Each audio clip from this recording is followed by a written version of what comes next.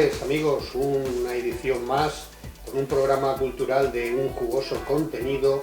Quien les habla, Charlie Cultura, José Carlos Llorens, para Magazine Cultural y para Canal Difusión.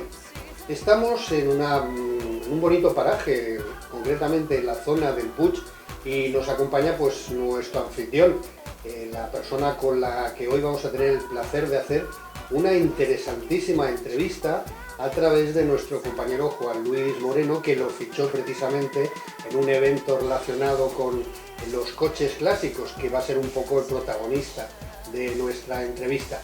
Nos acompaña Leandro Martín Musto, que es nombre y apellido de origen argentino, ya nos explicará.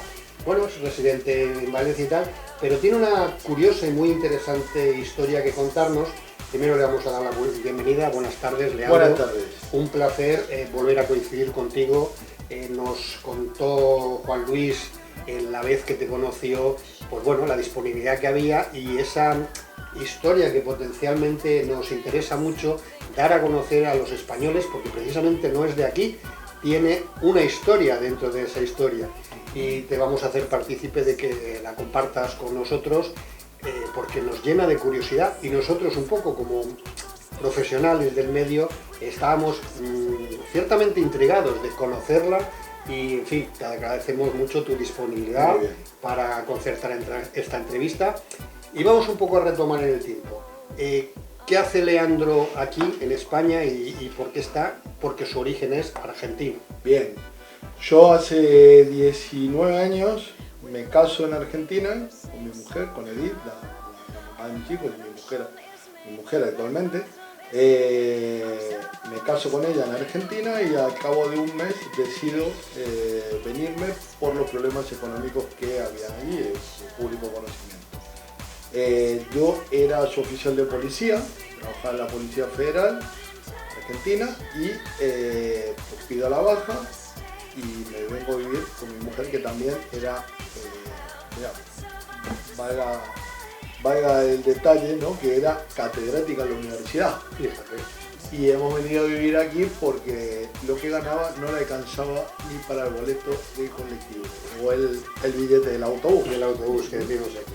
Entonces nos vinimos a vivir aquí y desde entonces pues tuvimos dos preciosuras de hijos y que son bien valencianos, y la verdad es que nos sentimos más valencianos que muchos otros valencianos. Queremos mucho la tierra, queremos mucho a la gente y yo considero que es, pero de lejos es uno de los mejores lugares para vivir que hay en el mundo, ¿no? Eso lo sabemos los que hemos salido fuera, hemos vivido fuera y sabemos lo que la añoranza de tu propia raíz es la que te tira. ¿Alguna justificación un poco de escoger Valencia dentro de España? En realidad no. Nosotros vinimos a Madrid, estuvimos en Madrid un día, y por medio de una madrina de mi mujer que vive aquí en Valencia, que son un matrimonio que la madrina de mi mujer, de cuando era pequeñita, que es valenciana, emigrada a Argentina y retornada de nuevo a Valencia, ¿no? Sí. Y entonces, con quien tenemos y a quien le debemos muchísimo, porque la verdad es que la conocí a mi mujer de muy pequeñita, luego ella retornó a Valencia cuando mi mujer tenía 4 o 5 años y nunca más se vieron, como quien dice, y nos recibió en su casa como si nos conociera de toda la vida, nos enseñaron a dar los primeros pasitos por aquí, a entender la cultura valenciana y a entender la forma de vivir aquí, y la verdad es que una vez que nos hicimos, pues ya esto es una maravilla, o sea, ya no lo cambias por nada. Por supuesto. Esa herencia un poco familiar, porque esa trayectoria tuya como oficial de policía venía de la casa, ¿no? De mi padre, sí. Mi padre, en realidad, un poco la historia, toda esta entrevista, o de alguna manera el encuentro con Juan, gira todo alrededor de mi papá, de Eduardo Héctor Musto, quien fuera el que restauró el coche en el que me conoce Juan, y bueno, y un poco la historia viene bien dada porque ese coche viajó en barco, bueno, luego seguiremos en la entrevista, pero sí, en realidad un poco la historia viene por ahí. Todo gira alrededor de mi padre, que es quien era oficial de policía, quien de alguna manera nos volcó estos valores que nos hacen creer en la historia para proyectar el futuro. Todos, mi hermana, María Laura, yo, crecimos en el convencimiento de los valores que hacen que tú puedas proyectar tan adelante como seas capaz de ver hacia atrás. Por eso valoramos y por eso todo lo que veis aquí tiene todo quiénes somos y de dónde contenido venimos. y de dónde viene. Eso. Yo valoro muchísimo cada cosa, cada instante, cada recuerdo, cada detalle. ¿Por qué? Porque eso es lo que me va a ayudar al día de mañana, o por lo menos vivo en el convencimiento y a mí me funciona. Sí. Yo labré un futuro a base de eso y de la nada, porque tuve que venir aquí y reinventarme, nadie me regaló nada.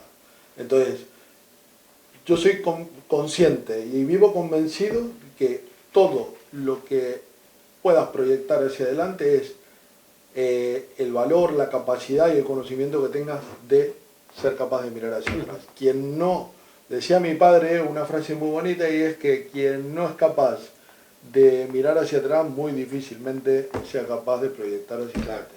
Que para crecer en la vida hacen falta unos buenos cimientos, y esos cimientos te los da tu familia normalmente. Bueno, en realidad, independientemente de los cimientos, yo creo que mi padre decía que se rodeaba mucho de delincuentes, y entonces me decía que para el delincuente también es importante mirar hacia atrás. Sí. Porque le va a recordar lo que no tiene que hacer. Ahí está. Entonces, a veces los valores pueden ser positivos o negativos. Sí, lo importante es que hay que mirar para atrás. Sí. Y muchos médicos, ingenieros, arquitectos, da igual, policía, comisarios, jefes de policía, mártires, no supieron mirar hacia atrás y otra cosa muy bonita que solía decir es que si a un burro lo vistes de médico va a seguir siendo un burro. Entonces, ahí es donde voy. Lo importante es saber mirar hacia atrás. Papá Eduardo tuvo la posibilidad de venir a España muchísimas veces. Llegó a viajar entre 2 y 3 veces al año aquí para visitar a sus nietos, para visitarme a mí. Y mi padre viajó a España, bueno, viajó por todo el mundo porque fue segundo y tercer jefe de Interpol durante muchos años, en Interpol Buenos Aires. Y eso le permitió conocer muchas partes del mundo, muchos países del mundo, en el traslado de detenidos y de conferencias de distinta índole a nivel de seguridad internacional, ¿no?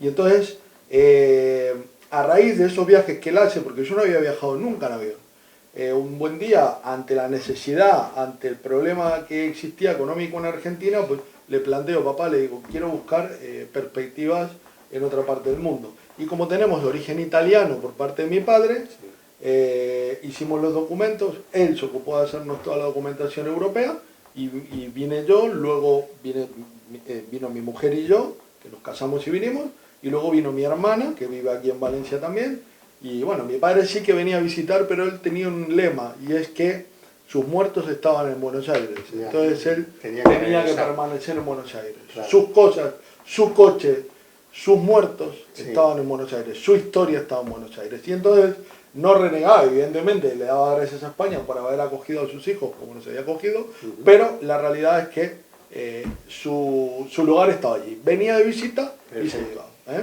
Pues vamos a centrarnos en esa joya de la corona, que concretamente es un Ford modelo A de 1929. Sí, son varios Ford A. Sí. Mi papá se dedicaba, cuando él se jubila en policía, se retira, no se jubila, se retira de la policía. En Argentina el personal policial no pierde el estado policial hasta el momento que se muere. Por eso se dice que se retira, no se jubila. Claro. Uno de la profesión. Uno es policía desde el momento que entra a la escuela de cadetes y deja de ser policial a partir del momento que deja de respirar. Claro. Entonces, él se retiró y para de alguna manera no caer en la depresión, otra cosa que me decía es que el poder era efímero. Sí, de ¿no? Entonces, no está inactivo. Claro, y el gran problema que tienen los oficiales jefes es que esa marcha que llevan todos los días de manejar muchísima gente. Mi padre llegó a manejar 180 personas en una dependencia policial. 180 personas armadas. Sí. Es un problema, eso es un problema. Entonces, manejar 180 personas día tras día, cuando tú te retiras y pasas a un estado pasivo, el problema es que entras en una depresión, claro, por inactividad. Para evitar ese problema, él se dedica a su gran amor de toda la vida, a un hobby que lo tenía, digamos, allí, lo postergaba porque no tenía tiempo ni recursos. Entonces se dedica a la restauración de coches, pero para él. Él dice, mira, yo me compro coches antiguos, me los voy restaurando y bueno, y fue restaurando. El primer coche que restaura no es este, es un Ford A1929 falso coupé. Se dice falso coupé porque es falso cabriolet, ¿vale? Porque tiene techo, parece que fuera convertible, pero no lo es. Este coche está en Buenos Aires y yo ahora estoy a la recompra de él para poder traérmelo. Y después compra este coche, lo restaura, el Ford A1929, el Phantom, el doble Phantom, lo restaura y luego compra una camioneta que la tengo actualmente, una Ford del año 31, de color verde, muy bonita, que se queda un poco a medias la camioneta, y yo ahora me voy a Argentina, viajé hace unos meses, y me pilló el confinamiento allí, y durante el confinamiento, como estaba lejos de casa, aproveché mi tiempo y la terminé de restaurar, y la tengo restaurada al 100%, lista para subir al container y traérmela para aquí. Muy bien. Y ese hobby del coleccionismo, yo entiendo que tendrá un hándicap que es los repuestos originales. ¿Cómo lo soluciono? En realidad, el hobby yo no soy un experto en esto.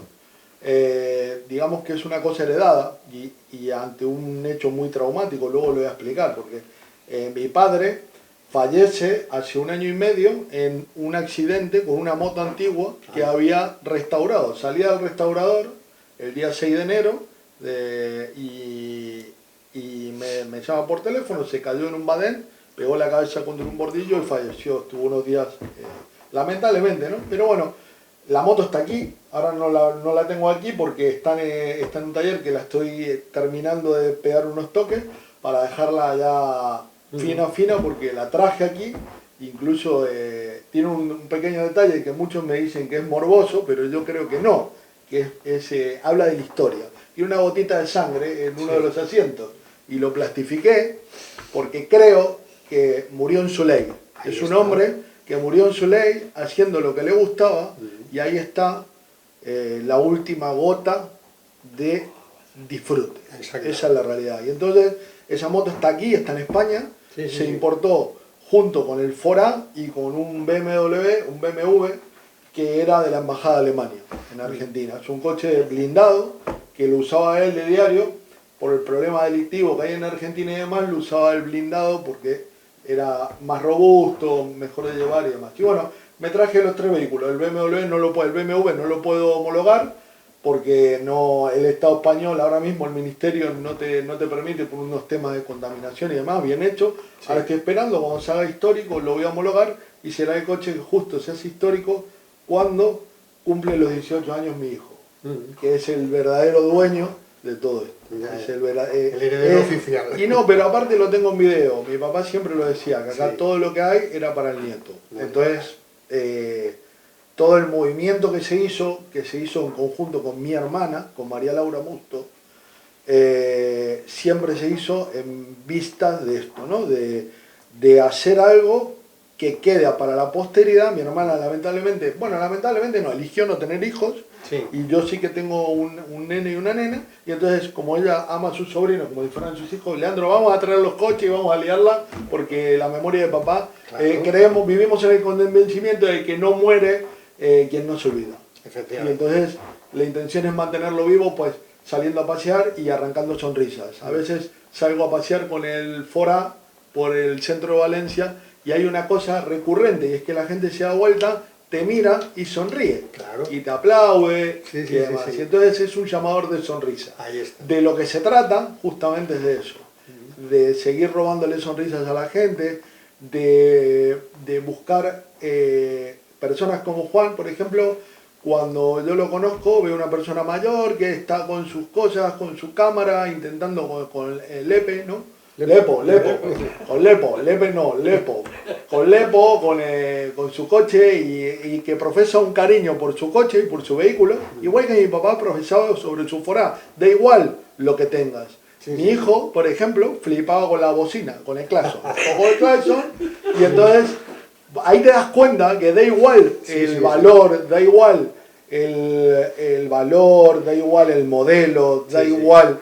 Lo que importa es el sentido que uno le da a las cosas. Eso. Y que a veces, para quitar una sonrisa, simplemente hay que transmitir lo que uno siente por el objeto, por el tal, que a veces no es el coche, ni que uno tenga un Mercedes carísimo. No, a veces es tener cariño por lo que uno tiene y lo que uno lleva vivido ahí arriba, da igual. Y entonces yo se lo explicaba a mi hijo y digo, ¿te das cuenta que no hace falta tener un Rolls Royce para ser feliz? Este hombre va con su cámara y se inventó toda una historia y es feliz haciendo algo, pues en base a su coche que le puso Lepo. Que no me voy a equivocar, que si no vamos a tener un problema con Juan. Ya sabes que Lepo es Opel. Hombre, claro. Claro.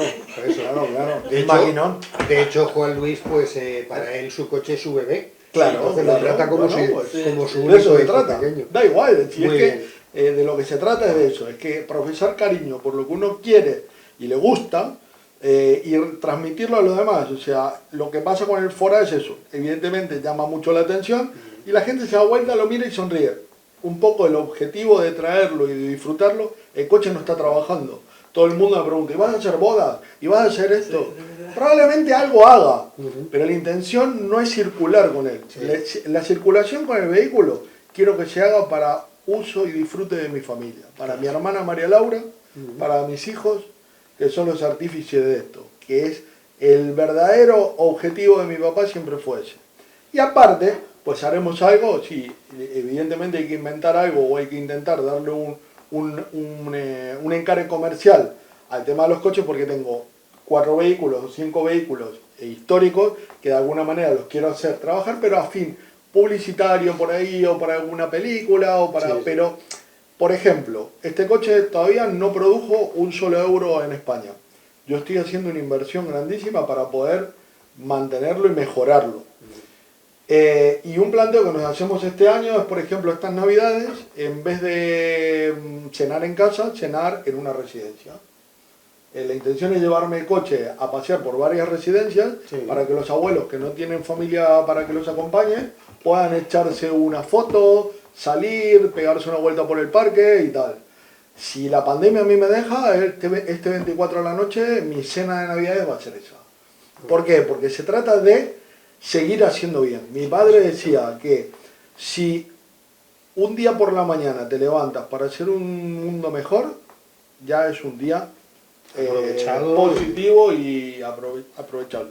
El tema del coche, pues un poco la intención es esa, es utilizarlo y que la finalidad sea esa. Dentro de un ámbito familiar y demás, pues intentar hacer todas las cosas que sirvan para poder ver feliz a alguien. Si tú puedes arrancar una sonrisa o sirve como medio para que mis hijos tengan que estar charlando con unos abuelitos un 24 por la noche, que yo en mi casa comiendo gambas, la verdad es que no, ¿no? Me lo voy a pasar bien igual, los abuelitos se lo pasarán bien igual y cumple su función. Pues nosotros por nuestra parte, obviamente, nuestro compromiso con la información y con la difusión de las noticias y sobre todo con aquellas que tienen un interés cultural pero con un componente sentimental, es decir, hay personas detrás de esas noticias que tienen cosas para contar.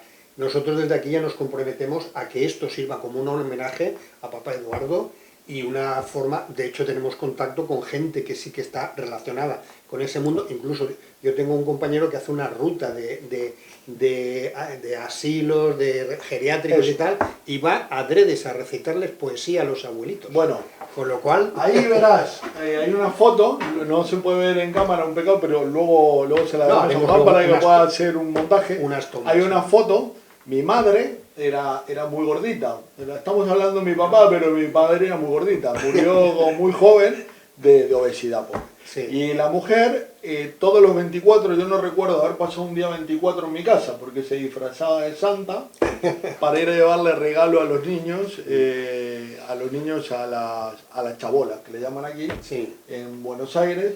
Y entonces íbamos a visitar familiares, tal, y se metía a las chabolas, juntaba juguetes en el barrio, y en nuestros 24 siempre fueron así. Ahí está la foto, que no me deja mentir. Entonces, venimos de una familia en la que creemos que la vida es karma, que la vida es todo lo que va a volver. Y si mi padre decía que la justicia dice, hijo, si querés saber la definición de justicia, me dijo, es mucho mejor 1000 criminales sueltos que un inocente muerto o apresado, ¿no? Pues, esa es la definición de justicia. Si la justicia o esa definición lo llevas a la vida real, a la vida diaria, a la vida cotidiana, pues de lo que se trata es de, a veces nos encontramos con gente que se aprovecha, que se ríe de nosotros, que le parece una tontería todo esto, ¿no?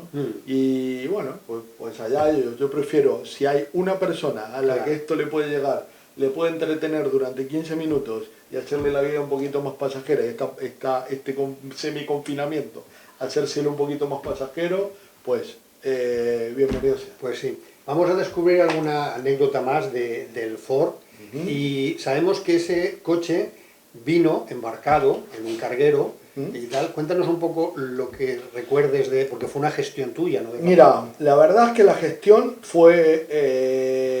la gestión de los coches es mía en el sentido de que un poco mi hermana tiene un trabajo acá, mi hermana se dedica al tema de transporte marítimos y demás, trabaja para una multinacional muy grande, y entonces todo lo que son los efectos personales de mi papá, las viviendas de allí, porque no nos quedó nadie de familia, digamos, directa, no quedó nadie de familia, digamos, más hermanos y tal. Tenemos unos primos que nos están ayudando un montón, primas de mi madre que nos están ayudando un montón, pero digamos que no tenemos hermanos ni nada, o sea, nos tuvimos que arreglar un poco mi hermana y yo en tomar las decisiones.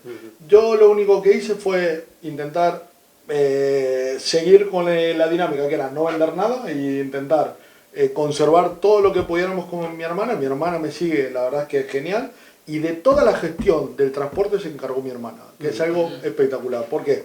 Y esto vale decirlo porque cuesta muchísimo traer vehículos de fuera, y si no hubiera sido por ella, este sueño te puedo asegurar que no sería una realidad.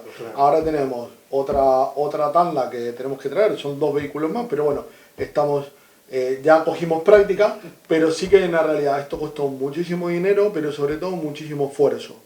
Y muchísimo esfuerzo de mucha gente que ni nos conocía y lo ha hecho pues por ejemplo, no me conocía a mí, pero la conocía a mi hermana en su trabajo y le han hecho el favor, y es colaboración de gente de Argentina y demás. Cadena de favores. Sí, una cadena de favores, pero ya te digo, todo nace con el don de gente de mi hermana. Mi hermana es la que se ocupó de gestionar todo. Cuando bajé el coche aquí en Valencia y abrí el contenedor, puse una foto en Facebook y puse que había sido el momento más junto con el nacimiento de mis hijos y el día que me case, pues probablemente uno de los días, el día que nació mi hermana, no me quiero olvidar de nadie, el día que nació mi hermana, el día que nacieron mis hijos, el día que me casé, uno de los días más emocionantes de mi vida. Cuando abrí y volví los coches, salir de adentro y digo, wow, esto es una maravilla, porque fue decir, viejo, estás aquí, cumplí con lo que tenía que hacer. Y he vuelto a acercar cumplí la historia. Con el legado. ¿El legado cuál es? No matarte. Yo no puedo. Se muere quien se olvida. Y esto es recuerdo. Mi hijo a veces se sube y me dice, papá, de pensar que estuve acá sentado con el abuelito. Y digo, pues mira, de eso se trata, hijo. Y el otro día me sacó una foto en la concentración, y es muy curioso, después te enseñaré la foto. Está la foto de mi hijo con mi papá, y está la foto de mi hijo conmigo, con el coche a 14.000 kilómetros de distancia. O sea que una cosa de loco. Y si te fijas, está el mismo llavero, está cogida del mismo ángulo la foto, y está el llavero colgando en la misma posición, todo, está sí. igual, solo que estamos personas distintas a miles de a kilómetros, miles de kilómetros en el mismo coche. Y es muy bonito. Pues la verdad es que sí. Muy bien. Pues nada, nosotros nos quedarían bastantes más cosas por preguntar, pero ya son detalles curiosos, que eso parte del vídeo, pues haremos un reportaje, si te parece bien, que con imágenes de fotografía podamos dar más cumplida información para hacer una reseña un poquito más documentada de esta entrevista. Y bueno, y no quita que haya alguna más cuando tengas más material que ofrecernos. Por nuestra parte nos parece una historia súper interesante, pues aquí, un trasfondo emotivo muy grande. Y la casa está abierta para vosotros y para quien quiera entrar. Yo siempre digo lo mismo, que lo bonito de todo esto es poder compartirlo. Efectivamente. Y de alguna manera la casa, el coche, está disponible para que todas las personas que quieran de alguna manera, a veces voy por la calle, el otro día iba por la calle y una señora me miraba y le digo, señora, ¿quieres subir? Y me la subí en el coche y me la llevé. Y digo, me ve mi mujer, va a pensar cualquier cosa. Claro. Y una señora, la mayor.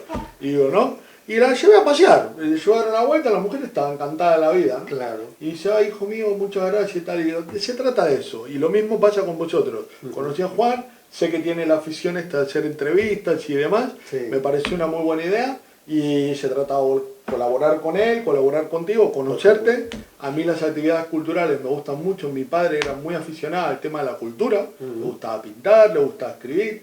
Y todavía tenemos alguna cosa por ahí media escondida que encontré escritas por él, porque se dedicaba a escribir su memoria. Tenía en su profesión, había trabajado en muchas cosas, creo que da para varias entrevistas más, lo tengo todo documentado y podríamos hacer pues una cosita bastante monográfico con él, muy interesante y muy divertida aparte, porque hay historias muy curiosas, muy curiosas, muy divertidas, curiosas. Te puedo relatar pues bueno, procedimientos policiales, cuál tuvo que atrapar un mono, y lo tenemos todo documentado. Hay cosas muy curiosas, muy divertidas, y bueno, que daremos lugar. Se trata de abrirle las puertas de mi casa y decirles que estoy muy agradecido porque lleven este trocito de historia, y si una persona, una sola, puede verlo y se siente atrapada por la información, para mí mereció la pena. Perfecto. Pues nuestro cometido va a ser ese, el principal objetivo. Ya como última pregunta, una foto que tanto a Juan Luis como a mí nos ha llamado mucho la atención. Esa foto de papá Eduardo con Fidel Castro. Bueno, la foto es una reliquia periodística. Sí, bueno, eso es una de tantas. Lo que pasa es que llama la atención porque es muy famoso Fidel Castro. Porque mi padre fue jefe de asuntos extranjeros durante unos años, y le toca cubrir la custodia de cancilleres en la República Argentina en la Cumbre de las Américas, en la cual Fidel Castro acude por primera vez a la República Argentina y era el mandatario con más riesgo de intento de atentado. Tal. Entonces, desde la Presidencia de la Nación le piden que por favor lo custodiara personalmente. Hay alguna historia muy curiosa que encontré por ahí, me pone en unas memorias que estaba escribiendo, que muy a su pesar y con mucha vergüenza, y hoy me matará, si me escucha de algún lado me mandará, muy a su pesar y con mucha vergüenza no pudo contarnos a sus hijos que usó pañal de adultos durante unos días para no ir al baño, no ir al servicio, y no dejarlo solo ni un segundo, porque tenía miedo que lo mataran.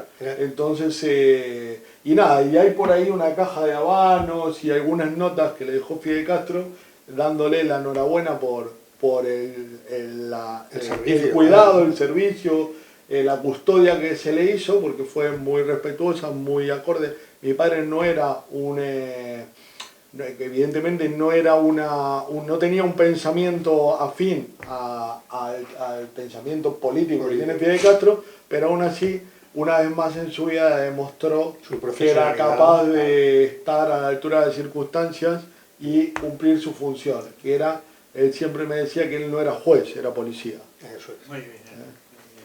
Muy bien, pues Leandro, ha sido un placer conocerte en persona. Desde luego Juan Luis te hizo muy buena prensa cuando me contó a mí, he hecho un contacto formidable y tengo una historia muy bonita para contar. Claro, a mí eso ya seguidamente me dispara la adrenalina. Como contador de historias y como responsable de esa sección, por eso me han bautizado Charlie Cultura, precisamente porque es la combinación de mis dos pasiones, mi nombre artístico con el tema de la cultura en cualquiera de sus manifestaciones. Si es artística, mejor, porque por sensibilidad pues es más afín a mí. Pero en fin, espero que no sea la última entrevista. No será la última. Y por nuestra parte convertiremos esto en un homenaje a Papá Eduardo, a ti por continuarlo, a tus hijos por ser como son y por los valores. A mi hermana, también, María Laura, efectivamente. Es parte del legado. Y bueno, pues a ustedes no se pierdan el final del vídeo, porque ahí van a tener realmente a los protagonistas de 2 y de 4 ruedas, en este o en próximos capítulos. Amigos, Charlie Cultura, Magazine Cultural, un placer estar con vosotros.